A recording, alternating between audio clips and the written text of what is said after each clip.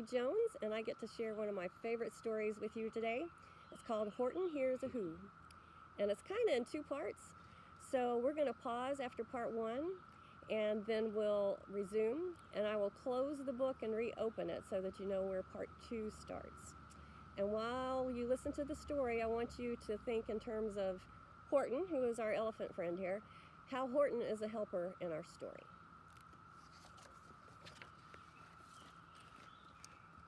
On the 15th of May, in the jungle of Newell, in the heat of the day, in the cool of the pool, he was splashing, enjoying the jungle's great joys, when Horton the elephant heard a small noise.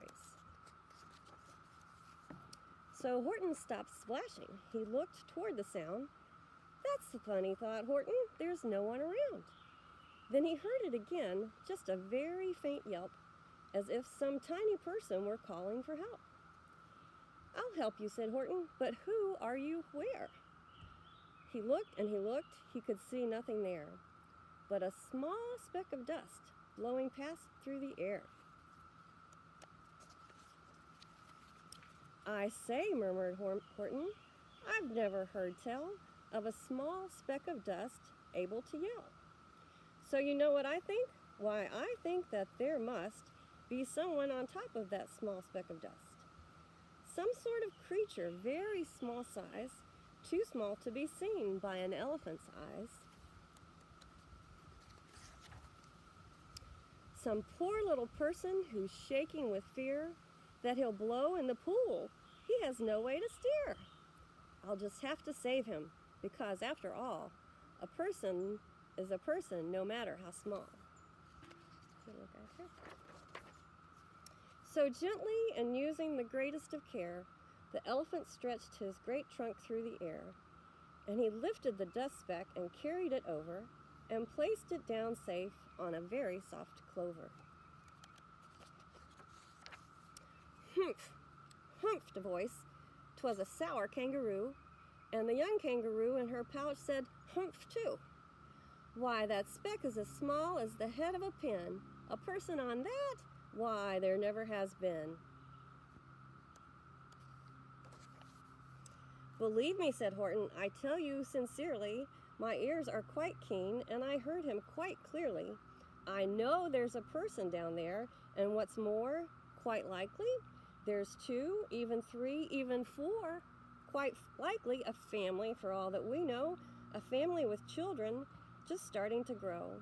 So please, Horton said, as a favor to me, try not to disturb them. Just please let them be.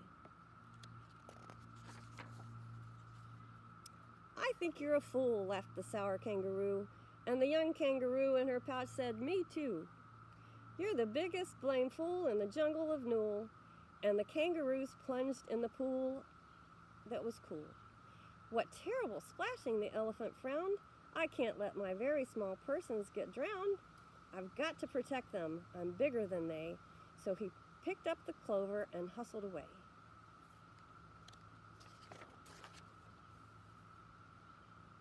Through the high jungle treetops, the news quickly spread. He talks to a dust speck. He's out of his head. Just look at him walk with that speck on a flower. And Horton walked worrying almost an hour. Should I put this speck down? Horton thought with alarm. If I do, these small persons might come to great harm. I can't put it down, and I won't. After all, a person's a person, no matter how small. Then Horton stopped walking. The speck voice was talking. The voice was so faint, he could just barely hear it. Speak up, please, said Horton. He put his ear near it. My friend, said the voice, you're a very fine friend. You've helped all us folks on this dust speck no end. You've saved all our houses, our ceilings and floors. You've saved all our churches and grocery stores.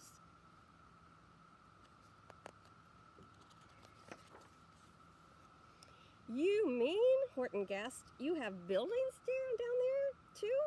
Oh, yes, piped the voice. We most certainly do. I know, called the voice. I'm too small to be seen, but I'm the mayor of a town that is friendly and clean. Our buildings to you would seem terribly small, but to us who aren't big, they're wonderfully tall. My town is called Whoville, for I am a Who, and we Whos are all thankful and grateful to you. And Horton called back to the mayor of the town, "You're safe now. Don't worry, I won't let you down."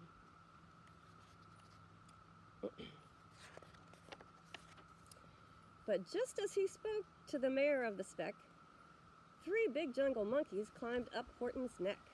The Wickersham brothers came shouting, "What rot! This elephant's talking to Whos who are not. There aren't any Whos, and they don't have a mayor, and we're going to stop all this nonsense, so there."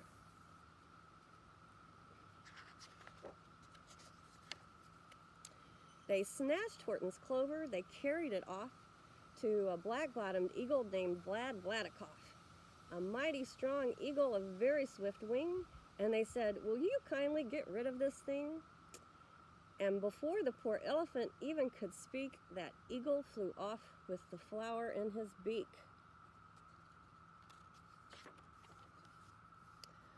All that late afternoon and far into the night, that black-bottomed bird flapped his wings in fast flight, while Horton chased after with groans over stones that tattered his toenails and battered his bones, and begged, "Please don't harm all my little folks who have as much right to live as us bigger folks do." But far, far beyond him, that eagle kept flying, and over his shoulder called back, "Quit your yapping. I'll fly through the night. I'm a bird, don't you mind it, and I don't mind it, and I'll hide this tomorrow where you'll never find it." And at 6:56 the next morning, he did it. It sure was a terrible place that he hid it. He let that small clover drop somewhere inside of a great patch of clovers 100 miles wide. "Fine that," sneered the bird, "but I think you will fail." And he left with a flip of his black-bottomed tail.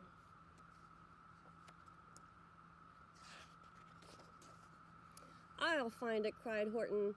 "I'll find it or bust. I shall find my friends on my small speck of dust." And clover by clover with care, he picked up and searched them and called, "Are you there?" But clover by clover he found that the one that he sought for just was not around. And by noon, poor old Horton was more dead than alive, had picked, searched, and piled up 9,005.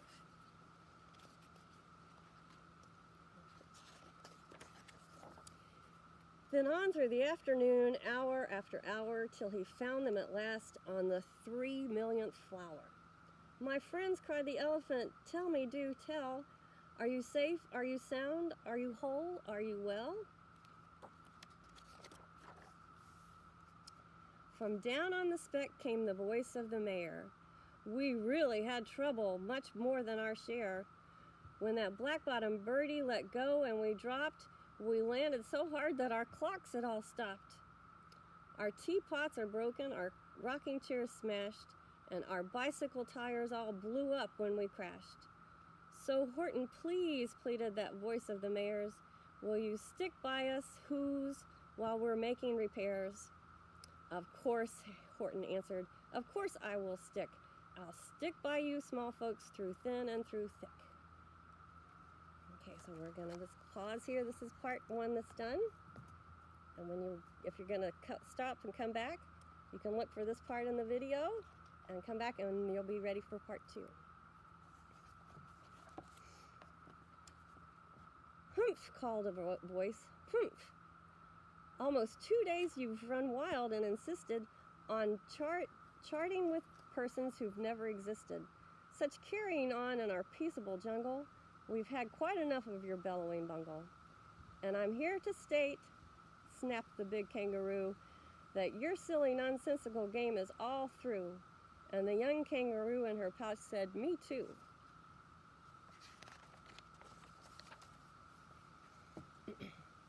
With the help of the Wickersham brothers and dozens of Wickersham uncles and cousins, the Wickersham in-laws whose help I've engaged, you're going to be roped, you're going to be caged. And as for your dust speck, ha, that will boil in a hot steaming kettle of bezelnut oil. Boil it, gasped Horton. Oh, that you can't do. It's all full of persons, and I'll prove it to you. Mr. Mayor, Horton called. Mr. Mayor, you've got to prove now that you really are there.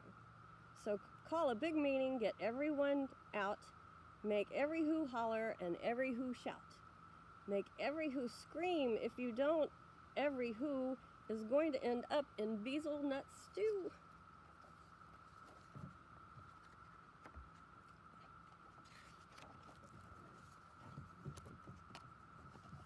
And down on the dust speck, the scared little mayor quick called a big meeting in Whoville Town Square. And as people cried loudly, they crowd out in fear, "We are here, we are here, we are here, we are here."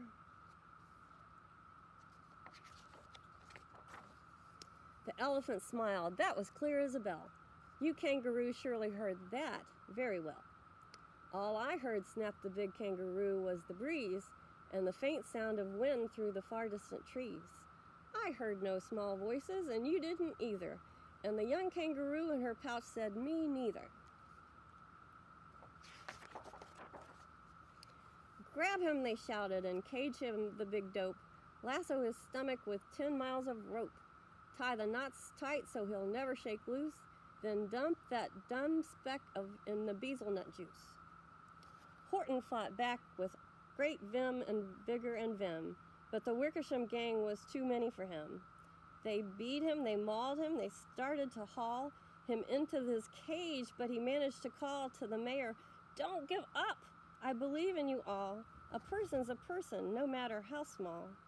And you very small persons will not have to die if you make yourselves heard. So come on now and try." The mayor grabbed a tom-tom. He started to smack it, and all over Whoville they hooped up a racket. They rattled tin kettles, they beat on a brass pan, on garbage pail tops and old cranberry cans. They blew on bazookas and blasted great toots on clarinets, oompas, and boompas, and flutes. Great gusts of loud racket rang high through the air. They rattled and shook the whole sky, and the mayor called up through the howling mad hubbubaloo, "Hey, Horton, how's this? Is our sound coming through?" And Horton called back, "I can hear you just fine, but the kangaroo's ears aren't as strong quite as mine. They don't hear a thing. Are you sure all your boys are doing their best? Are they all making noise? Are you sure every who down in Whoville is working? Quick, look through your town. Is there anyone shirking?" Through the town rushed the mayor, from the east to the west, but everyone seemed to be doing his best. Everyone seemed to be yapping or yipping.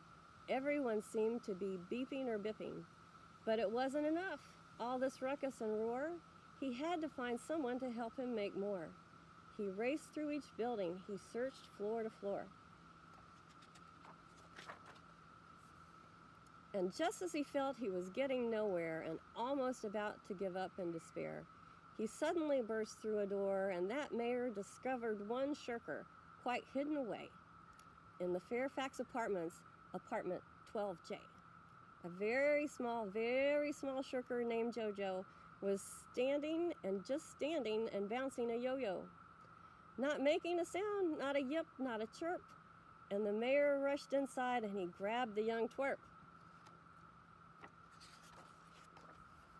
And he climbed with the lad up the Eiffelberg Tower.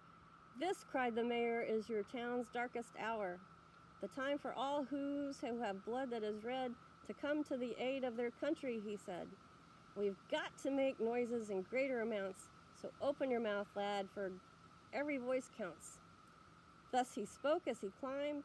When they got to the top, the lad cleared his throat and he shouted out, "Yop!" And that yop, that one small extra yop, put it over. Finally, at last, from that speck on the clover, their voices were heard. They rang out clear and clean, and the elephant smiled. "Do you see what I mean? They've proved they are persons, no matter how small, and their whole world was saved by the smallest of all." How true, yes, how true, said the big kangaroo. And from now on, you know what I'm planning to do? From now on, I'm going to protect them with you. And the young kangaroo in her pouch said,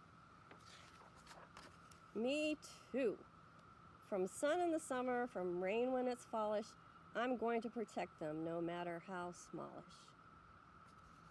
That is the end. So think of ways that Horton was a helper, and how he looked after the who's, and how even though it took a while, when everybody put their voices together, even the kangaroos decided to be friends. So God can change hearts if we all work together. Thank you.